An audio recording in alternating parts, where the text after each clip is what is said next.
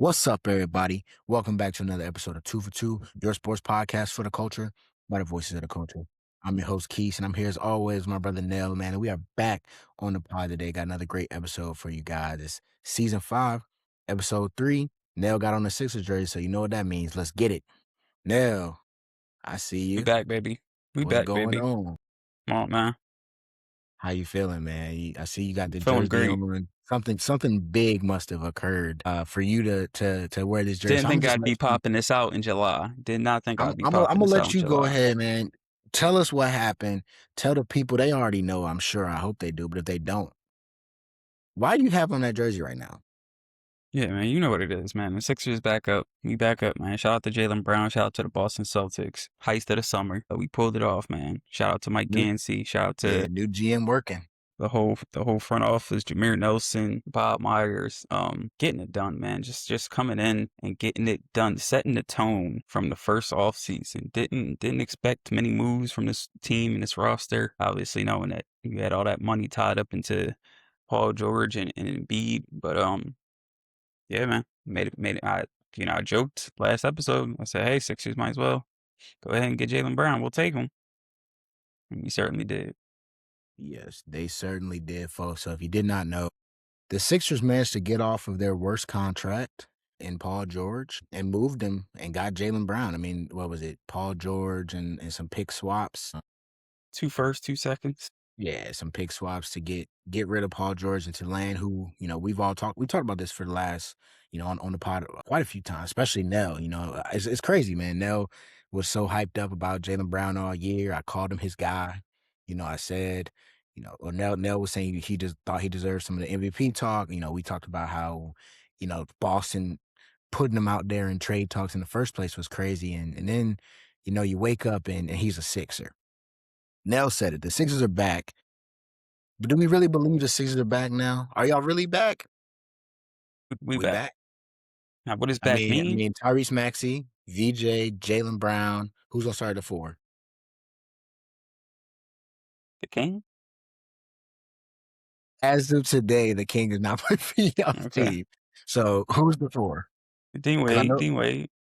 Dean Wade, yep, Dean Wade and Joel Embiid. I mean, that's a hell of a 5. I mean, it's a formidable 5. Your bench is a little lackluster right now, but it's better than last season.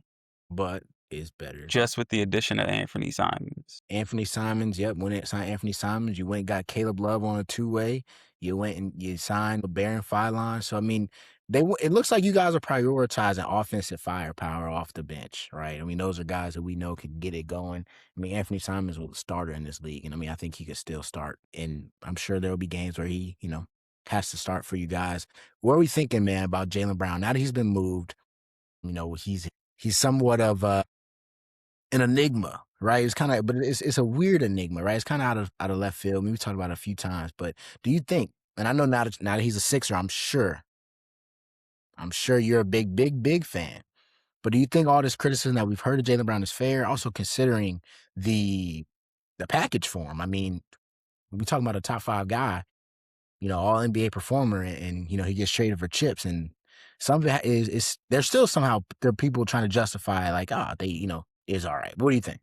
Yeah, man. The people trying to justify it are, it's insane. Like we talked about the analytics, anonymous sources, come out and say Jaylen Brown is, at best, the 7th best player on the team kind of guy. And I mean, this is why we kind of got to get the nerds out of basketball. The stats and the eye test, they go hand in hand. But yeah, it seems like none of the advanced analytics would side with Jaylen Brown. But when you do what you did last season, and we understand missing, best player 1A, 1B, whatever you want to call him, Tatum. A lot of people expected this to be a gap year. You lost 3 of your 5 starters from that championship team. Pretty much gutted that roster. Didn't expect to get, have a championship opportunity with, Tatum going down with that injury in the previous postseason. So for him to come out, have his best season ever, win 56 games as the main guy on that team, it says a lot about him. You can talk about the advanced analytics, but what we saw last season, I think that goes beyond the advanced analytics. So he's a guy that's going to be dependable. He's going to play. played 71 games last year, if I'm not mistaken. For a team like the Sixers, with especially those 2 bad contracts last year, those guys combined for probably less than 70 games a year. So, Yeah, yeah. just that kind of insurance, that kind of reassurance alone that he'll, a star max player will be on the court that much next to Maxi and VJ, who's coming along. I think that's going to do wonders for the Sixers. I think regular season wise, they haven't been able to really be in position to have a top seed because their best players are often in and out the lineup. I think he's going to do wonders in Philly.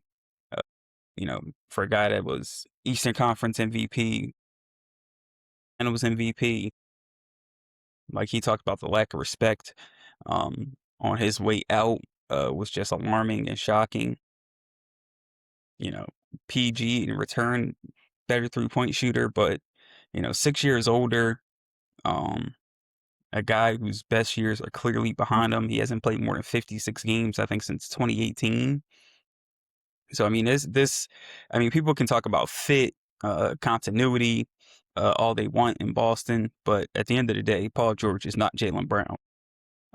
Sixers got a huge upgrade in that regard, no matter how you look at it. So I'm excited to see what he does in a Sixers uniform. Yeah, I fear all of your hate got rewarded in a way I wasn't prepared for. Look at I was God. talking I was talking trash. I was like, my Knicks won the finals. My Knicks broke the NBA, and it was all cool, right? But y'all were not supposed to get involved Yeah, in you thought this. you was slick sending small free agent moves. You I thought you was mean, slick. I peeped. I mean, Nah, I just wanted to see what was happening around the league. I saw that you guys made a big shakeup, and I think thinking about the East, or I'm not gonna say East. Thinking about the Knicks and teams in the East that can give the Knicks trouble. I mean, you said it, Maxey, VJ, and Jaylen Brown. Even if Big Fella don't play much, that's a tough 3 to stop, right? I mean, Jaylen Brown did way more with way less, right? With way less, and you had to be nervous. I mean, I'll admit, I'm. It's not gonna make me shaking my boots nervous, but I'm like, okay, we're gonna have some real battles with these guys again. It'll get back to how it used to be. Where does this leave Boston at though? I mean, we kind of touched on it. Paul George over the hill. We had already Boston was just. I mean, we were already looking at Boston like, what are you doing, shopping the guy, right? And if it's for Giannis, cool, right? I think even if it ended up being like Kawhi somehow, I think we'd be like, you know what? That's not the worst case scenario, right? But to go and take on Paul George, Tatum, Paul George, Mitchell Robinson, Kata, they got $100 million pent up in 2 centers and I love Mitchell Robinson. Y'all know I love Mitchell Robinson. 2 centers that are non-factors, 5 feet away from the bucket, right? Can rebound the hell out of the basketball. Don't get me wrong. If the Celtics plan is to shoot threes and have Kata and Mitchell Robinson fielding rebounds all night, I mean, I guess you got 2 good guys in place for that. But I mean, realistically, man, we're talking about a team that's 2 years removed from the finals, right? Like, or 3 years removed from the finals, right? At this point, yeah. Tatum came back late last year. Looked all right? I mean, he beat expectations. He came back early. I mean, obviously he sat out in the playoffs when they needed him. Wasn't quite ready, but you got to think coming back. You got Jaylen Brown. Everything you did, things are looking up. And then they've done what they've done. So after free agency, I mean, what do we think about Boston? Yeah, I think if you asked a lot of people, had they not traded for Jaylen Brown coming into the season, I think you would put Boston kind of in that same tier, in the same class as New York in terms of the teams that you expect to be in the mix to come out the East the following season. And I think they'll still be one of those teams that you got to reckon with in the East in the regular season, but there's no doubt that they got a lot worse. In my opinion, a lot of people are trying to cope and act like, that this Paul George trade is going to work in their favor. And I mean, look, it might. And I'm not going to sit here and act like Paul George was, the absolute worst. I talked forever about his defense last season. I thought he was exceptional defensively on the perimeter. You saw that in the postseason against Tatum and Brown. He did a great job on them. Shot 55% from 3 in that series. Kind of fits. I get people saying, it might fit what Boston wants to do in terms of getting up more threes. But at the end of the day, You talk about a guy, Mitchell Robinson, who has durability issues as well. I mean, this is a guy who hasn't really been relied on to play heavy starter minutes. I think he averaged about 14 minutes throughout the postseason. It's a guy who you can't really rely on to shoot free throws. So that's another reason, he gets played off the court, is his free throw shooting ability, staying out of foul trouble, and staying healthy. It's three big things. He's got to work on. Kata had his moments last year, but obviously Boston felt they needed to go out and make an upgrade after what they saw last year in the postseason. So you bring him back. Now you have Robinson, who solid front line when they can play, like you said. But I don't know if it's striking that much fear in anyone. Like I said, Paul George is 6 years older, hasn't played more than 56 games since 2018. Will he be available enough and healthy enough to, help you in the regular season the way a Jaylen Brown would, with that kind of his energy and effort night in and night out, and his availability remains to be seen. So a lot of questions up in the air for Boston coming into the season. I still think if Tatum is 100% healthy and he's back to the Tatum that, we know before the injury, in the same situation as Jaylen Brown, they could easily, win 50 games if everything falls into place. But again, when it comes to, Paul George and Mitchell Robinson, more times than not over the last couple of years, things have not fallen into place to allow them to have an entirely healthy season to help their basketball teams on the court. So I just can't see a world in which Boston improved had they not just kept Jaylen Brown. They've definitely opened themselves up to questioning and comparison. I mean, like you just said something that I hadn't even really considered. Even though we talked about how Jaylen Brown carried. I mean, you flip flop right now. It's like, all right, Tatum, it's your turn. If Tatum can't do what Jaylen Brown did, and you traded Jaylen Brown, you're bringing on questions, right? You're bringing questions to the board. Like, okay, you thought he could do it, he can't. Now what? But I mean, they said Pritchard's going. They think Pritchard can have a Jalen Brunson type of arc. They said, so That's the what they opportunity hope will for, be but there. it ain't gonna happen. Yeah, I mean, that's just off the simple fact of the disrespect to Jalen Brunson. I mean, we're gonna keep pretending that. I get it's the hot thing, right? The next guy to go from, underutilized to the superstar. And we see it all the time. But I mean, you're talking about a guy that's won a championship. So people need to pump the brakes on that. But yeah, Boston, they got some question to answer. And we'll see. There's going to be a lot of pressure on Jason Tatum, a lot of pressure on Brad Stevens as, overseeing that team, a lot of pressure on Joe Mazzulla to get it right, especially with how they went out in the playoffs. Paul George, he's a lot of people's favorite player. A lot of the young guys, they love how he hoop. But like you said, like he's kind of just over the hill. So it'll be interesting to see. What about the grand scheme of the Eastern Conference, man? Like all these moves, we've seen Boston make moves, we've seen Toronto make moves, we've seen Miami make moves. The Knicks making moves on the margin. You guys making moves. Detroit, the Jalen Duren saga hasn't quite been decided just yet. But how do you feel about the Eastern Conference now? After all these moves. Man, the East has come up a lot. Yeah. I'm about to take a look at all these teams. I think outside of really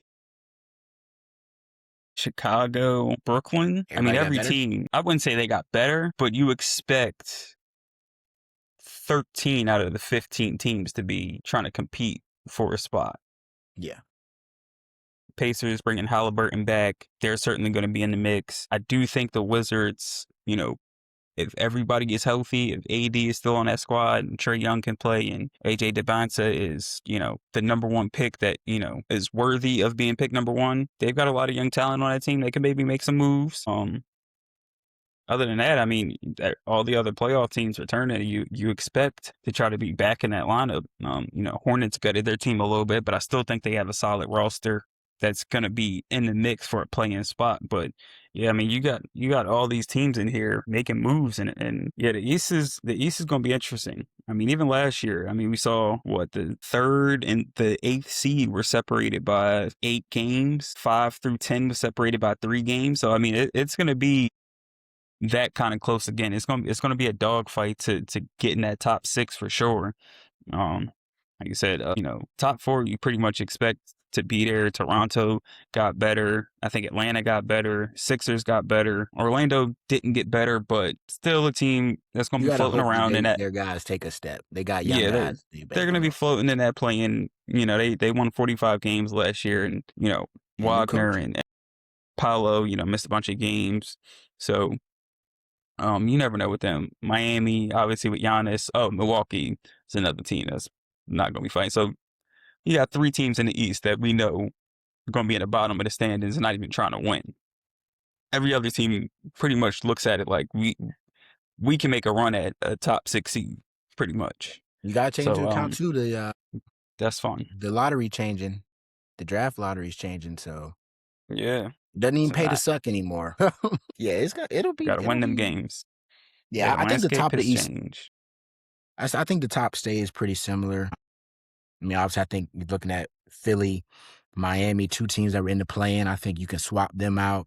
I think they are pretty solidified as a top 6 team. So it'll be interesting to see kind of, who in that top 6 moves out, right? Can we see Detroit? I don't think we see a year where Detroit's number 1 again, right? Obviously, No, Boston. I I don't think see them being. they slipped a little. Yeah. So, I mean, They and lost they've had some. Tobias. Who else Tobias did they too. lose? They lost Isaiah Stewart. They lost both of their bigs. They lost. I Yeah, think they said they might not re-sign Duncan Robinson back. I don't know if they officially haven't done that yet. Obviously, Jaylen Brown, like I said, that thing is still a pending. So I'm curious to if see you how that goes. if you're not getting better, you're getting worse. Yeah, absolutely. And teams are making moves, and not every move is a great move. Obviously, continuity is a thing. Health is a thing. It'll be a long summer ahead, but the East, man, I think we can both say has gotten a lot more competitive, especially up there, towards the top. I don't think any team is head and shoulders just better than everybody else right now. I mean, my Knicks by default, but I mean, you talk about the moves, and we're gonna get into it in just a second. I mean, the second aprons, hey, it's a motherfucker. You know what I'm saying? It It makes it is. tough. It makes it real tough. So we'll see what happens out east, but the talk about the East being the inferior conference is slowly, despite the success, when it gets to the championship and things, much deeper east. But let's look at that second apron, man. The second apron, essentially, in layman's terms, it's if you go above it, you got some penalties and some money things that come about that make it harder for you to continue to build your team, right? A lot of teams want to avoid it as much as they can because they need that money in the future, right? The NBA cap, it changes, it grows with each year. Free agents and restricted free agents of yours, you can't sign them back, depending on how that goes. We've seen the Knicks especially have come out, their owner has come out talking about how he refused to go through the second apron, go into the second apron. And that's why you see Mitchell Robinson on Boston. That's why you see, the Knicks come back to replace him, a guy that's making $40 million. You replace him with a 1-year, $3 million deal for Andre Drummond. Appreciate y'all. But do you think it's good for the league, man? How you feeling about it?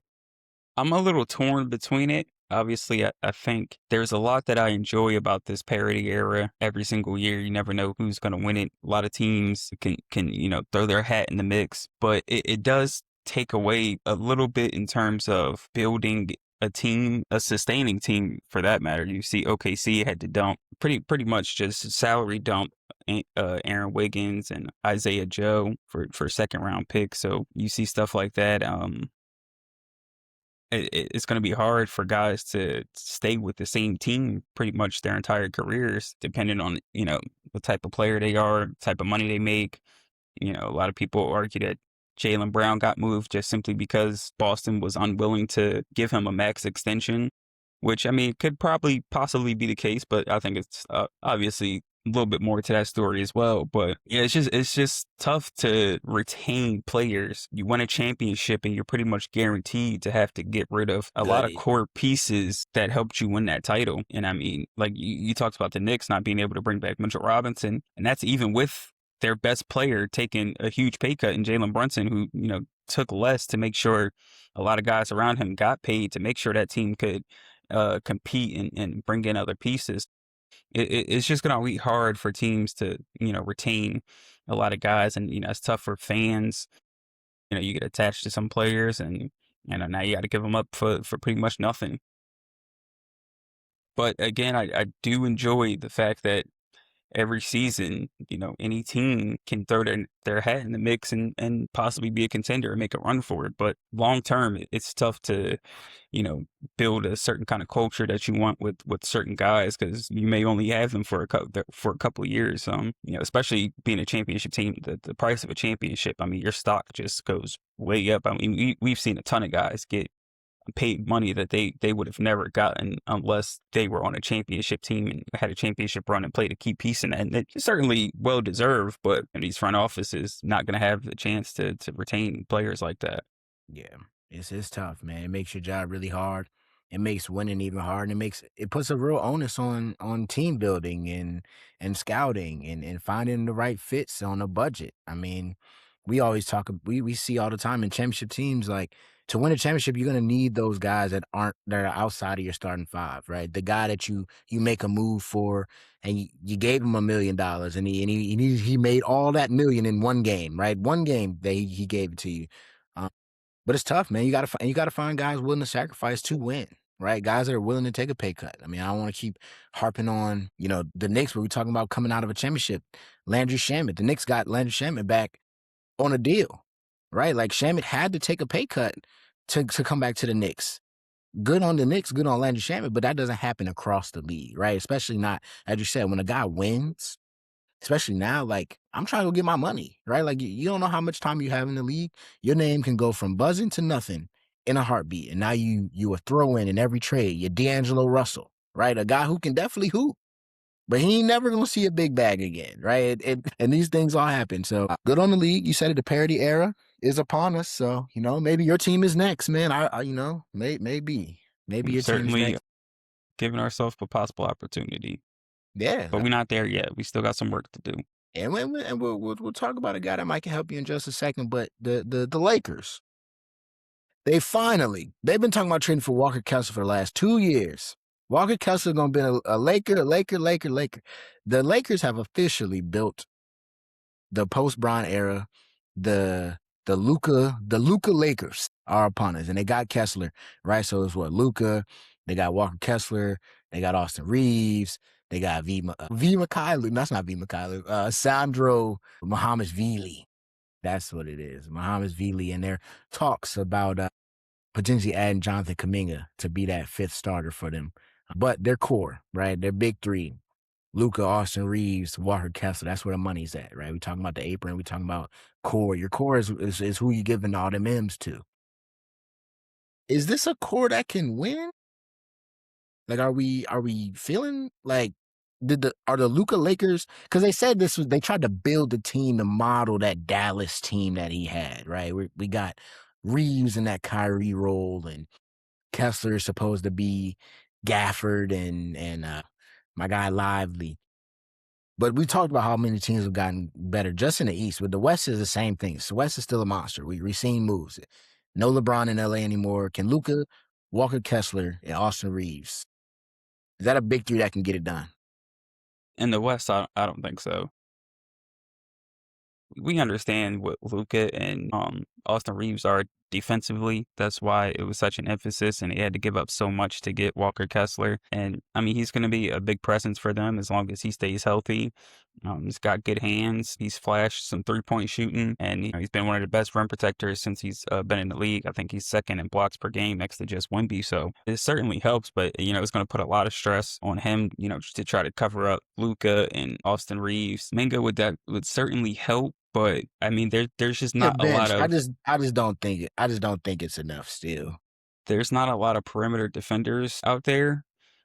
And AR, yeah, if he's the player that we saw last year and he can do that consistently, I mean they got him on a bargain. So I mean he certainly earned that money by the way he played. But when we talk about building the team and we talk about the second apron, that's your core for the next 3 to 5 years. They don't have any more draft assets. You gave Quentin Grimes 60 million. Who else did they pay? Sexton. You got Sexton. It's nice. I mean, they got some nice pieces off the Yeah. bench. I don't trust that big three going against OKC, going against San Antonio. Um, you know, depending on what Minnesota does with the rest of their roster, I wouldn't even trust it against that. Those two got to guard LaMelo and Ant in the playoff all night. series. I mean, good luck, because there's no hiding them. And I think the deeper you get in the postseason, you'll see that there's just you can't hide Reaves and Luka, and eventually that'll just come back to bite them. So, words of Stephen A. Man, you ain't winning with 3 white players. Yeah, I wasn't gonna say it. I wasn't I mean, gonna it's say great. it. They looked it up. I think Bill Simmons had the last team to win with 3 white guys as like undisputed the best players on the teams, like 1958.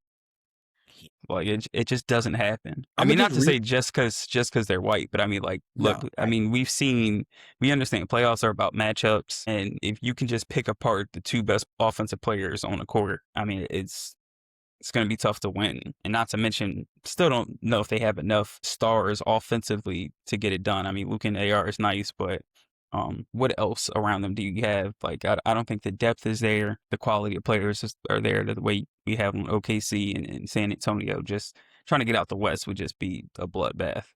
I always say, the having a lot of good players is a good problem, right? Having a lot of players that have done it in the league, like, and a mix of young up and comers. And I'm just looking at this roster and I'm gonna read it. It's bad. Cameron Carr, that's your rookie that you drafted this year. Cool. Ball in the summer league, Right. but He's been yeah, hooping in summer league, rookie. Maybe he's surprises. Then you got Lost Ruby, Luka. who was one of their best starters. Yep. You lost Rudy. So you got Luka, Quentin Grimes, Cameron Carr, Jaden Hardy, Bronny James, who you owe $2 million, Walker Kessler, Maxi Kleba, who's 34, Dalton Connect, who you drafted 3 years ago, never wanted him, Jake LaRavia, you signed Kayvon Looney, Sandro Mahamasvili, Chris Manning, don't even know who that is, A.K. Okereke, don't know who that is, Austin Reaves, Colin Sexton, Nick Smith Jr., who you added last year, Peter Suter, don't know who that is, Adu Thiero, that's your youngin from last year too, Drew Timmy, and Jared Vanderbilt. 10 There's seed. not enough firepower in the Not West. enough. Not enough good, just not enough good players. Like, I mean, good pros. I mean, I'll never call an NBA player sorry, but I mean, that's going to be again, we're talking about Boston and Tatum and the pressure that's going to be. That core is it. It's it. We're going to have to find out how good Walker Kessler really is. I mean, you play in Utah, you says second in what, blocks or something. Wouldn't have known that. You know what I'm saying? And I like Walker Kessler. I remember him in college. Followed him a little bit. We're gonna find out how good he is. He's gonna have to be very, very good, to go with Luka. Luka's gonna have to be fantastic. You can't miss games, Luka. It can't be Yeah, it's gonna have to be can't have a healthy. hamstring, because if he goes down, or if Reaves goes down, or Kessler goes down, 3 guys who, hey, also they've all gotten hurt throughout their careers. I mean, Walker Kessler, I don't know if he's ever even finished the season since he's been in the league. LeBron James is not in that building to save him LeBron is anymore. not there to carry you. If you get to the point and you got Colin Sexton, Quentin Grimes trying to get you wins in the middle of the year to keep you afloat, I mean, Jesus Christ, that's just going to be tough, right? That's going to be tough. So we'll see. You said it. You hit it on the head. The second apron, you stuck with these guys. It's your core 3 moving forward. So if Went they from can't get it LeBron done, James being your third option to Walker Kessler, Quentin Grimes, whoever you want to never been a fan of your big being label. unless it's a Embiid, a Cat, a Jokic, like those type of bigs. Never really loved the idea of your big man having to give you, real output. It can't just be rebounds and blocks for Walker Kessler. I need points.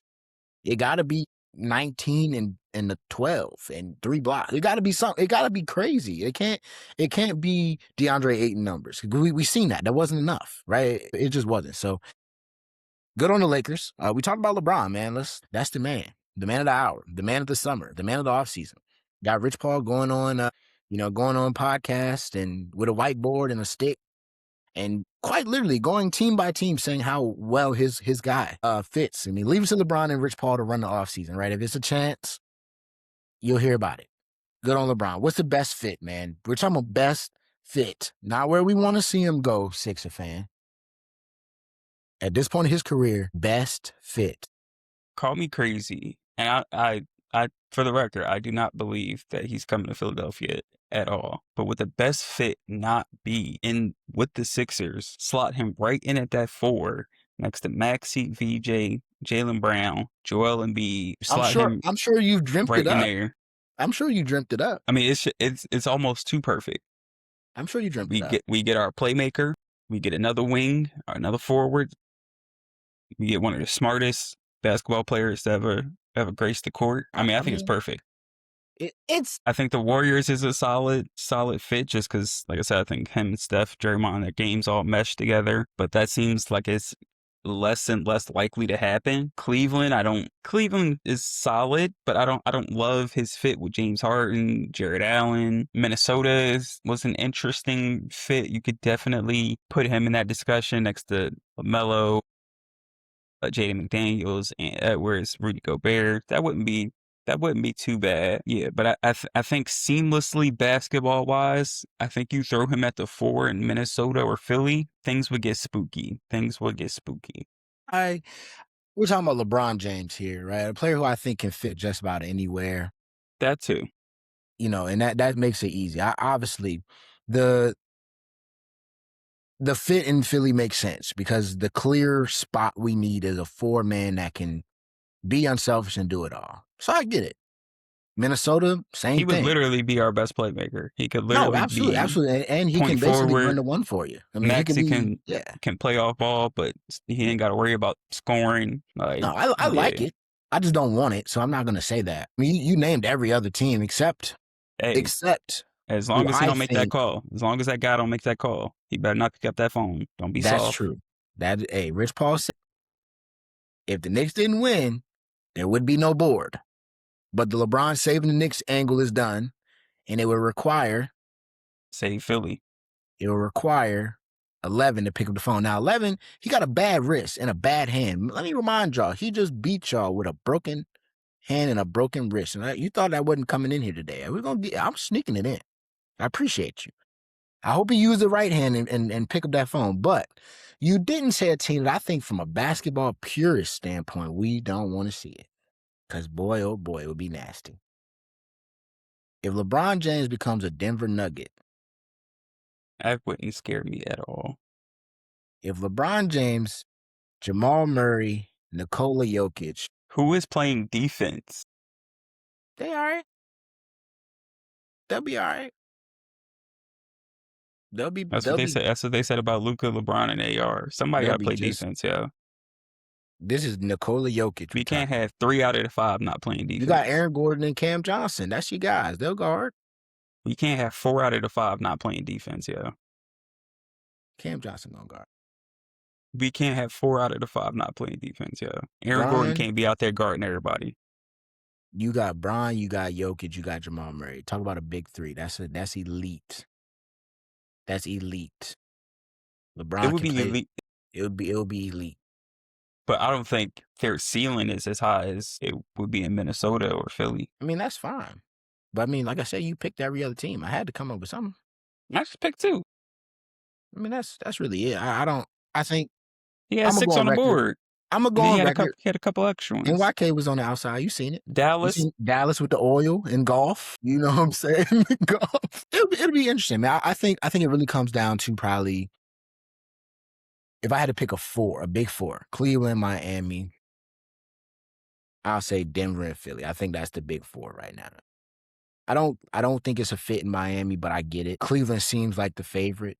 It makes from a business standpoint, from a life standpoint, right? Like Storybook ending. yeah, right. We documented this last year in Cleveland. Even if we suck, it'll still be fantastic because I'm back in Cleveland, and they'll blame James Harden and Donovan But he Mitchell. said he wants to win. He said he wants to win. So we'll see. And so if he wants So to he win, ain't got time for a miserable year in Cleveland. yeah, no, I mean that So it would suck. wouldn't be miserable, but still. Wherever he goes, the fanfare is coming and it's gonna be nasty, right? So we're gonna see. I mean, I think, like we said, all in all, the real takeaway is that LeBron can fit anywhere, right? And Bron has, does he go back to Cleveland storybook ending, or does he say, "Hey, I'm gonna go to another franchise and win again, then I'm gonna leave"? You know what I'm saying? That would be a real way to ride off in the sunset too. So we'll see, man. We'll see what LeBron's got. I pray to God. I'm saying it right here. I pray to God it's not Philly because I'm not ready for you. I'm not ready for that group chat. and I live too close to Philly. So I'm gonna have Come to on, really, man. really feel it. I'm gonna have to feel it. And we don't need LeBron We and taking over the garden. we That's don't what we need doing. LeBron and the Sixers trying to ruin what we got. You know, I would hate to have to pull up on you to watch LeBron lose to Brunson again. I'd It's not hate to gonna have happen. I'd hate to have to I really would hate that. coordinate I would hate the to do it trips. too. I'd have to hate to coordinate my trips to watch that with you. Cause I'm if Brian goes to Philly and the Knicks come to Philly, that's gonna be the only way I can get in the well, damn, if Brian go to Nah, Philly, stay out. we can't get in the we That can't shit get in gonna the be out arena of pocket together. too. We That's can't gonna get be in out of pocket too. the it can't happen. Send him out. He gonna stay out west. He gonna stay out west. To wrap this thing up though, now to wrap this episode of 2 for 2 up, man. You know, we gonna say what we always say to you guys. We love each and every one of you. Continue to show love. Continue to subscribe. Continue to watch. Continue to listen. Whether it's on, Apple Podcasts, Spotify, Spreaker, YouTube, whether you just use the social medias on Instagram at 2 for 2 Pod. Continue to show love to us. We're gonna continue to push this out for you guys, man. It's season 5, episode 3. Keith Snell, 2 for 2. You know what we doing? We out.